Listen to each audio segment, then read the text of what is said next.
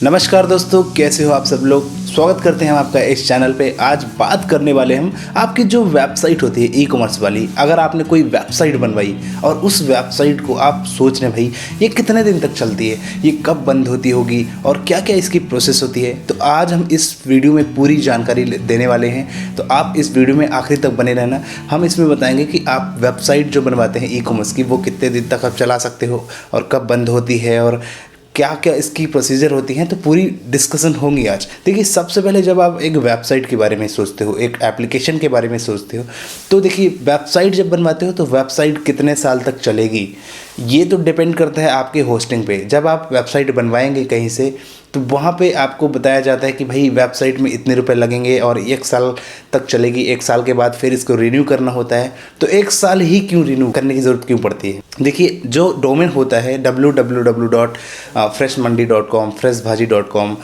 ये जो domain name होता है ये ख़रीदा जाता है 1 साल के लिए। हम इसको अगर 2 साल के लिए परचेज़ कर लें तो हमारी वेबसाइट 2 साल तक चलेगी। हम इसे 3 साल के लिए परचेज़ कर लें तो 3 साल तक चलेगी।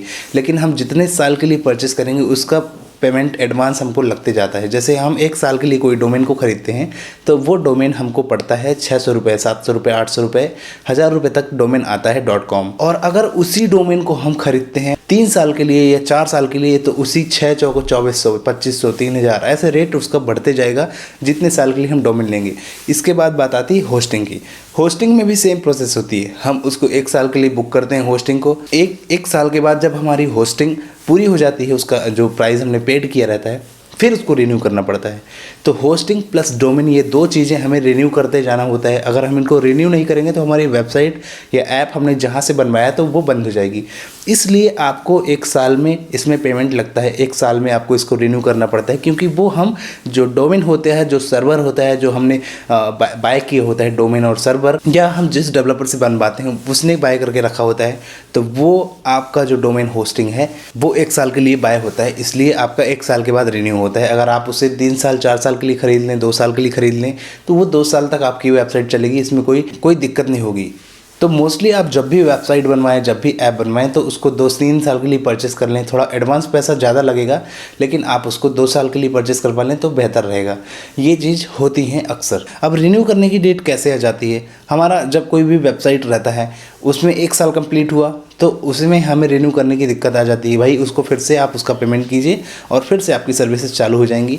तो ये चीज़ होती है। आप जब भी वेबसाइट बनवाएं, जब भी ऐप बनवाएं, तो आप अपना जो डोमेन है और आपकी जो होस्टिंग है वो आपके पास रहना चाहिए। उसका क्रेडेंशियल, उसकी आईडी पासवर्ड आपके पास रहेगी तो आप खुद रिन्यू कर पाएंगे, वो बेस्ट होगा। तो मैं ये आपको अच्छी सजेशन दे रहा हूँ। जब भी आप कोई ऐप बनवाना, जब भी कोई आप वेबसाइट बनवाना, आप उसका पासवर्ड और आईडी अपने खुद के पास रखना, नहीं तो किसी डेवलपर के पास होगी तो उसमें दिक्कत हो सकती है।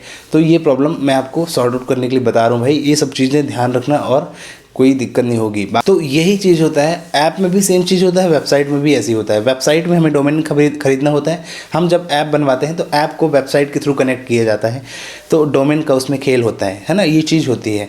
और अगर जितना आपका महंगा ऐप है तो हो सकता है फिर इसमें डोमेन की ज़रूरत न पड़े, है ना, ऐसा चीज़ हो जाता है। पर सर्वर की ज़रूरत तो पड़ती है। और कई मोबाइल ऐप्स होते हैं जो फायरबेस में बनते हैं, जिनका डाटाबेस अलग अलग होता है। जैसे हाइब्रिड ऐप होते हैं वो HTML, PHP और इस सब के थ्रू मिलकर बन जाता है। और नेटिव ऐप बनाएंगे तो वो जावा में बनता है, उसका डाटाबेस आपको अलग से लेना पड़ेगा। Amazon AWS का सर्वर भी यूज़ कर सकते हैं। तो उन सब चीज़ों के लिए अभी आपको ज़्यादा हम टेक्निकल नहीं जा रहे हैं क्योंकि वो समझ में नहीं आ रहा होगा।